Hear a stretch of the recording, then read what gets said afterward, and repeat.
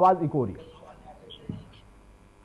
और जहां तक मुझे ऐसा लग रहा है कि बिहार और उत्तर प्रदेश का इलेक्शन आने वाला है। हम्म। हेलो। बोलिए बोलिए मनोज जी बोलिए। हाँ, तो इलेक्शन आने वाला है, तो इस लेकर के मुझे लग रहा है कि एज हम्म। लेने के लिए भारतीय जनता पार्टी ने एक इस तरह का जो है एक इशू उठाया है। लेकिन इसमें भी देखिए कि इंटेंशन पे फिर से एक सवाल आ रहा है हम्म। कि इसमें डेडलाइन नहीं दिया गया है, हम्म। टाइमिंग नहीं दिया गया है कि कब तक जो है इसको लागू किया जाएगा। हम्म। सेंसस का भी जो है कोई टाइमलाइन नहीं दिया गया है, और ये हालांकि बोला गया है इस बार कि हम कास्ट को भी साथ में करेंगे। हम्म। तो ये कभी भी एक भ्रम सा बना हुआ है, मुझे ऐसा लग रहा है। और जिस तरह से 33% रिजर्वेशन की बात कही गई, हम्म। और भारतीय जनता पार्टी जो है इस इशू को लेकर के वो पॉलिटिकल बेनिफिट लिए और लेना भी चाह रहे हैं आने वाले समय में भी।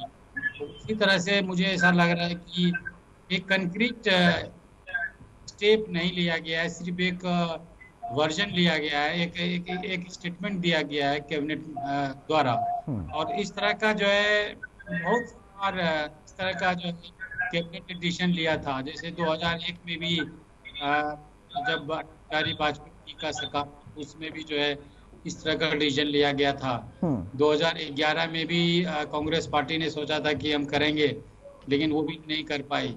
और उसके बाद देखिए इस इशू को शामिल ना हो, कास्ट सेंसस ना हो, इसलिए सरकार ने जो है सेंसस को ही जो है डिले कर दिया, और अभी तक जो है 2025 चल रहा है और अभी तक नहीं हो रहा है। हम्म। तो मुझे लग रहा है कि लेकिन एक लेकिन तो बात है मनोज भाई, कि एक एक सवाल मेरा एक पत्रकार के तौर पर आप भी देखिए, इसको समझिए और समझाइए कि जो हमने अभी तक पैटर्न देखा है, ठीक है, राजनीतिक लोग आरोप प्रत्यारोप करते हैं, बीजेपी कांग्रेस पर आरोप लगाती है, बाकी दल उस पर लगाते हैं, कांग्रेस उस पर लगाती है, लेकिन जो पैटर्न मोदी सरकार का अब तक रहा है कि अगर कोई चौंकाने वाला फैसला या अचानक से कोई फैसला भी हुआ जो उनके चुनावी एजेंडे में रहा था, जो उनका चुनावी संकल्प रहा था, वो चाहे 370 से लेकर तमाम जो मुद्दे रहे हैं, राम मंदिर का और ट्रिपल तलाक का, उस पर वो लगातार फोकस करके काम करते रहे। पहले भी बीजेपी की सरकार रही, वाजपेयी साहब रहे, घटक दलों की सरकार रही, लेकिन उन मुद्दों को वो छू नहीं पाए। लेकिन इस मोदी सरकार में हम तीसरी बार अगर देखें तो उस पर वो कम से कम आगे बढ़ते दिखे। वो अलग बात है कि उन पर आरोप लगता है कि वो गुमराह करने वाली बात है, टाइम नहीं दिया, डेडलाइन नहीं दी। आपको नहीं लगता कि जब केंद्रीय कैबिनेट की तरफ से फैसला लिया गया ऐन मौके पर ऐसा, तो उसका कोई रोड मैप तैयार किया होगा, कोई रिपोर्ट तैयार होगी और उसके आधार पर जाएंगे, या महज खबर से ध्यान हटाने या बिहार चुनाव को देखकर? क्योंकि बिहार में अगर भूमिहारों ने अब से विरोध कर दिया तो वो तो बीजेपी के लिए, जेडीयू के लिए, दोनों के लिए घातक होगा। उसको क्रॉस किया जाए, और इस मुद्दा को लेकर के मुझे लगता है बिहार और आने वाले उत्तर प्रदेश में जो इलेक्शन होने वाला है 2027 में, इसको लेकर के मुद्दा उठाएंगे वो। तो सिर्फ राजनीति से जोड़कर आप देख रहे हैं इसको, चुनावी इलेक्शन का मुद्दा ही? मनोज जी चलिए, शायद मेरी आवाज उन तक नहीं जा रही है। जैनुद्दीन भाई, अब जब आप भी कह रहे हैं कि डेडलाइन को लेकर शंका है और रोड मैप में आपने तेलंगाना का जिक्र किया, उसका उदाहरण राहुल गांधी ने दिया था और उन्होंने कहा था कि वहां पर जो हमने फॉर्मूला तैयार किया है उसमें ओबीसी भी है, दलित भी है, पिछड़ा भी है, सबको शामिल किया गया, हर एक वर्ग की भागीदारी उसमें है। क्या आपको लगता है कि देश में हर एक स्टेट का सिनेरियो अलग होता है, वहां पर एक फॉर्मूला हो पाएगा और वो तेलंगाना वाला फॉर्मूला ज्यादा बेहतर होगा?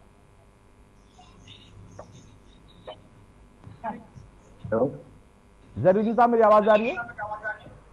एक बार और जरा बोलिए आवाज। मेरा सवाल यह था कि जो आपने या राहुल गांधी ने फॉर्मूला तेलंगाना का दिया, आपको लगता है कि इंडिया के अलग अलग स्टेट्स में जो सिनेरियो है, जिस तरीके का वहां का ढांचा है, जो स्ट्रक्चर है, उस स्ट्रक्चर में वो एक फॉर्मूला सबके लिए होगा, या फिर कोई और नए फॉर्मूले की जरूरत भी पड़ सकती है और उस पर कांग्रेस भी समर्थन देगी? जातिगत जनगणना का जो फार्मूला है, फार्मूला तो पूरे के लिए होगा, उसमें कोई बहुत ये तो है नहीं भाई। उसमें हम कास्ट सेंसस करना है, गणना करना है, कौन सी जातियां की हिस्सेदारी कैसे देना है, जिसकी जितनी संख्या होगी उनकी रोजगार में, नौकरियों में उनकी भागीदारी कितनी है। अब इसके लिए अलग अलग क्षेत्र का फार्मूला तो लागू होगा नहीं, वो पूरे देश के लिए एक फार्मूला होगा कि जहां जिसकी जितनी जैसी आबादी है उस अनुसार रोजगार में, शिक्षा में, हर जगह उनको हिस्सा मिले।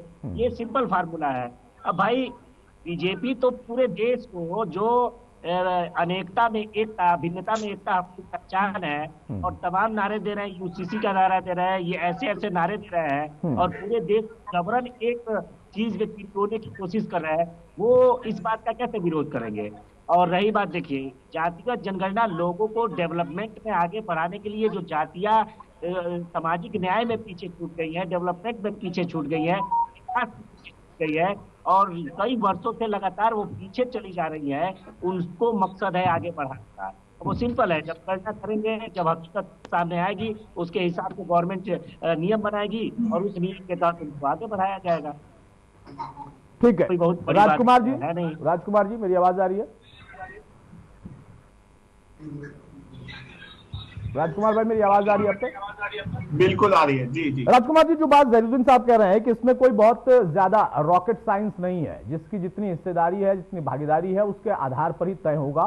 तेलंगाना में भी इन्होंने कर दिया है, देश में भी अगर चाहे तो मोदी सरकार कर सकती है, आगे बढ़ सकती है। लेकिन अब वहां पर जो अलग अलग स्टेट का, मैं फिर से इस सवाल को दोहरा रहा हूं कि जो सिनेरियो रहता है, खासतौर से यूपी और बिहार में हमने देखा कि वहां पर जातियों से इतर चुनाव नहीं हो पाता है। कभी किसी के पक्ष में हो जाते हैं, कभी कोई उनका चिंतक बन जाता है, कोई दलित नेता बनकर उभर जाता है, उसकी पार्टी बन जाती है, कई साल तक वो राज भी करता है, लेकिन उसी दलित का उत्थान कितना हुआ ये भी आपने देखा और खुद आप भी कह रहे हैं। अब ये फॉर्मूले के साथ अगर कोई सरकार आगे बढ़ती है तो क्या ये वाकई उस सरकार का बेहतर कदम समाज के लिए होगा और समाज को भी समझ में आएगा, या वो जातियों वाली लड़ाई, क्योंकि धर्म वाली लड़ाई तुमने पहलगाम में देख लिया, वहां पर धर्म पूछकर मार दिया गया, और देश के अंदर अब जाति वाली लड़ाई शुरू हो जाएगी? ऐसा है, जाति की लड़ाई तो देश में चालू है, और आप ये देख लीजिए कि जैसे आपने बिहार का नाम ले लिया और उत्तर प्रदेश का नाम ले लिया, यहाँ जाति के आधार पर ही चुनाव को फाइट किया जाता है। किस जाति के लोग कहाँ पर जाता है उसी का टिकट दिया जाता है, और उसी हिसाब से ये समीकरण तैयार किया जाता है, भाई इस जाति का आदमी यहाँ पर ज्यादा है तो उसको कम से कम उसको टिकट दे दो, ये जीत के आ जाएगा। तो मेरे कहने का मतलब यह है, जातियों का तो आंकड़ा पूरे देश में ऐसा ही है। भाई एक विधानसभा पर, मैं अगर विधानसभा की बात करता हूँ तो उस पर कम से कम 20,000 का वोट जो दलितों का एक का मिलेगा, एक विधानसभा मान लेता हूँ पूरे देश की, फिर भी कहीं न कहीं पिछड़े हुए हैं। तो हम तो ये चाहेंगे, अगर ये मोदी जी ने अच्छा निर्णय लिया है और जाति के आधार पर इनका अधिकार मिलेगा, और अधिकार मिलना भी चाहिए। और दूसरा यह है कि देश में रहने वाले कोई भी हो, हिंदू हो, मुसलमान हो, ईसाई हो, सिख हो, वो हमारे भाई हैं, और सबको एक नजर से देखेंगे। क्योंकि देखिए, देश की आजादी में सबने भाग लिया था, भाई मुसलमान भी थे, हिंदू भी थे, क्षत्रिय भी थे, और दलित भी थे। कहने का मतलब, अगर उनको नेगेटिव आप अलग लेके चलोगे, कोई मुसलमान को अलग रखेंगे, दलित को अलग रखेंगे, तो ये थोड़ा सा बंटवारे वाली राजनीति। तो आपको लगता है कि हाँ, सरकार ने बंटवारा करके रखा हुआ है? क्योंकि जब राजनीतिक दलों के पास में जाता हूं, उनके प्रवक्ताओं, तो उनकी तो ड्यूटी में समझता हूं, क्योंकि आप दलित चिंतक हैं, क्या बिना दलितों के सपोर्ट के, वो चाहे उत्तर प्रदेश की सरकार हो या फिर बिहार की सरकार हो या फिर पूरे देश में, क्या बिना उनके सपोर्ट के वो बन गई है? नहीं। देखिए, जहां जैसा समीकरण होता है और उसको ले दिया जाता है। अब आप देख लीजिए, आपके पार्लियामेंट में 131 एससी के लोग हैं। अब ये नहीं है कि वो यूपी से हो सारे लोग। बिल्कुल, तो कहने का मतलब, जातियों का समीकरण भी अलग होता है, और सरनेम भी चेंज हो जाता है। अभी उत्तर प्रदेश में परमार ठाकुर होते हैं और गुजरात में शेड्यूल कास्ट में आते हैं। तो ये इस तरीके से भी इनका समीकरण चेंज हो जाता है जी। ठीक है मनोज जी, सुन पा रहे हैं मुझे? मनोज जी, अब दूसरे सवाल पर आते हैं। जो रिपोर्ट होगी या कैसे उसे लागू किया जाएगा या कैसे गणना कराई जाएगी, वो तो अभी थोड़ा सा भविष्य के गर्भ में है, क्योंकि उसकी डेडलाइन नहीं मिली है। उसका आपने भी कहा कि इस पे शंका भी है, लेकिन उससे इतर अगर उस पार्ट पर हम जाते हैं कि हाँ, उसकी तैयारी करके सरकार आगे बढ़ेगी और तमाम पार्टियां भी समर्थन दे रही है, तो उन पार्टियों का क्या जिनकी राजनीति ही जाति के आधार पर है? मैं उस राष्ट्रीय दलों की बात नहीं कर रहा हूं, मैं उन क्षत्र पार्टियों की बात कर रहा हूं। उनके लिए एज लेने वाली बात होगी, या उनका जो क्रेडिट लेने का अभी जिक्र चल रहा, उससे वो चूक जाएंगे और बाद में उसका लाभ बीजेपी या बीजेपी के घटक दल लेंगे? ये ऐसा मुद्दा है, और मुझे ऐसा लग रहा है कि सभी पॉलिटिकल पार्टीज जो है चाहेंगे कि वो इसको क्रेडिट ले, क्योंकि ये मुद्दा जो है, ये पहली बार ऐसा नहीं हुआ है। ये 1960 से ही जब समाजवादी एक मूवमेंट चला था, उसी समय से जो है आप समझ लीजिए कि जब 1960 से ये शुरू हुआ था और 2025 आ गया है, तो कितने नेताओं ने, कितने पार्टीज ने इस मुद्दा को उठाया और क्या क्या उन्होंने प्रॉब्लम फेस किया। जातिवाद का एक जो है उन पे लेबल भी लगा। तो मुझे ऐसा लग रहा है कि अभी एक तो स्टेटमेंट है इस तरह का, मुझे ऐसा लग रहा है। और मुझे ये लगता है कि एक मानसिकता सबसे पहले जो है ना चेंज करना चाहिए, क्योंकि आप रिजर्वेशन अगर दे भी दीजिए और उसको लागू नहीं कीजिए तो फिर फायदा क्या होगा। मान लिया जाए जिस तरह से आप जो है जॉब में क्या करते हैं, जॉब में क्या होता है इंडिया में, आप बोल देते हैं कि no one was eligible for the post, SC ST OBC का सीट ऐसे ही खाली रह जाता है। अगर सही इंटेंशन में, मुझे ऐसा लगता है कि 90 के बाद जो मंडल आयोग हुआ और इसको लागू किया गया, अगर सही मायने में भी अगर इसको लागू किया होता, दिल्ली यूनिवर्सिटी आप देख लीजिए, JNU देख लीजिए, आप SC ST का तो छोड़ दीजिए, आप OBC का सीट नहीं बता। अभी की बात आप अगर इंटर क्या मतलब OBC के बच्चे वो एलिजिबल नहीं है क्या, बिहार यूपी या जो भी जहाँ पे भी हो, तमिलनाडु हो चाहे पंजाब हो, जहाँ भी हो, क्या वहाँ एलिजिबल नहीं है, वो दिल्ली यूनिवर्सिटी में नहीं पढ़ सकते हैं। तो मुझे लगता है कि सभी पॉलिटिकल, खास करके जो रूलिंग पॉलिटिकल पार्टीज है, उनको जो है मानसिक रूप से ये सोचना पड़ेगा कि जो रिजर्वेशन आपको क्या, आप यही जानना चाहता, आपका खुद का आकलन क्या है? आपको लगता है कि हाँ सिर्फ बीजेपी लागू किया जाए? एक सेकंड अगर शायद मनोज जी मेरी आवाज आ रही है से, और आप ले लीजिए अभी 35 साल 25 ये हो गया 10 35 साल में अगर स्ट्रिक्टली इम्प्लीमेंट हो गया होता तो आज हम ये कहने लायक हो जाते कि नहीं, अब रिजर्वेशन थोड़ा सा कम होना चाहिए, बंद होना चाहिए, जरूरत नहीं है। लेकिन आपने कभी तो लागू किया ही नहीं। इधर जो है लेटरल एंट्री की बात कही गई कि सेंट्रल गवर्नमेंट में ज्वाइंट सेक्रेटरी लेवल पे जो है आउटसाइड लोगों को, IAS ऑफिसर के अलावा भी लोगों को लाया जाएगा। इसमें क्या किया गया? इसमें भी जो है कोई रिजर्वेशन का बात नहीं की गई। हालांकि जब ह्यू एंड क्राई हुआ, लोगों ने जब प्रोटेस्ट किया, सो कॉल्ड समाजवादी लोगों ने, कांग्रेस ने भी, फिर जाकर के जो है उसको विड्रॉ किया गया। तो जब इंटेंशन नहीं हो, आप 99% दे दीजिए रिजर्वेशन और उसको लागू ही नहीं कीजिए और सिर्फ ये बोलते रहिए कि 70 साल हो गया और आप कब तक रिजर्वेशन होगा? आपने लागू कब किया? मनोज लग रहा है मनोज जी व्हाइट पेपर जो है सेंट्रल गवर्नमेंट, मेरी आवाज आ रही है आपको? स्टेट्स में ये व्हाइट पेपर जारी करना। ठीक है मनोज जी, मेरी आवाज आ रही है आपके पास? एजुकेशनल कोटा हो चाहे जॉब कोटा, ठीक है, शायद मेरी आवाज नहीं जा पा रही है, मैं चाहूंगा उनकी आवाज थोड़ा सा म्यूट करें। जहरुद्दीन साहब, मनोज कुमार का भी यही कहना है, वरिष्ठ पत्रकार है, उनका कहना है कि इंटेंशन में, वो चाहे सरकार में बैठे लोग हों या विपक्ष में बैठे लोग हों, सबकी इंटेंशन पे ही शक है। वो अलग बात है कि आज आप सत्ता में नहीं है तो आप सत्ता वालों पर शक करेंगे, लेकिन एक आम नागरिक के नजर में सभी पार्टियों का वही हाल है। कांग्रेस भी लंबे समय तक रही, उसने भी नहीं किया। अब आपने मिशन बनाया है और सरकार उसको पूरा कर रही है, आप समर्थन दे रहे हैं, बहुत अच्छी बात, लेकिन इंटेंशन में सवाल अभी भी है।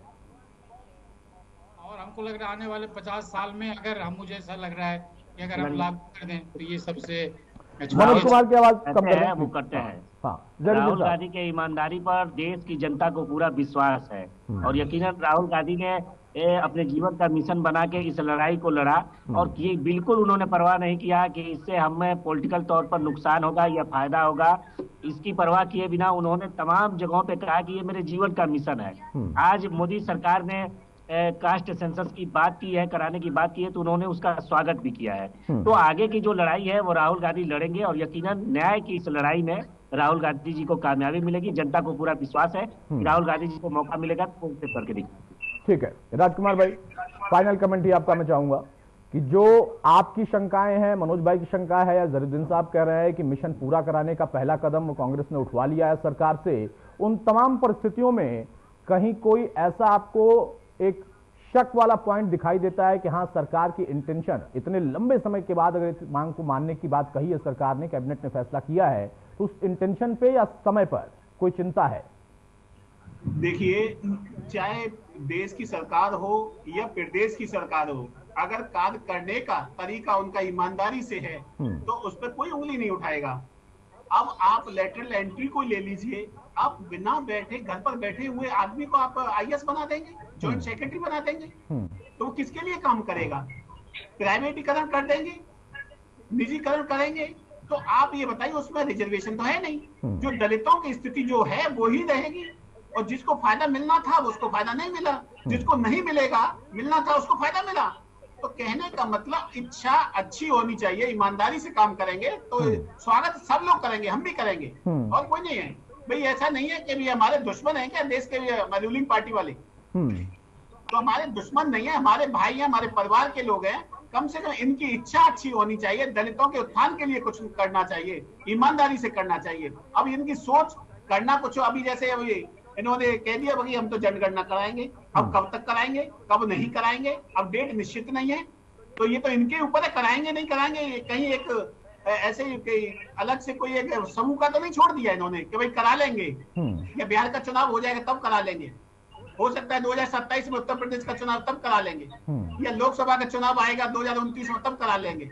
अभी डेट तो आई नहीं है ना, अभी तो हम स्वागत ही तो कर रहे हैं इनका।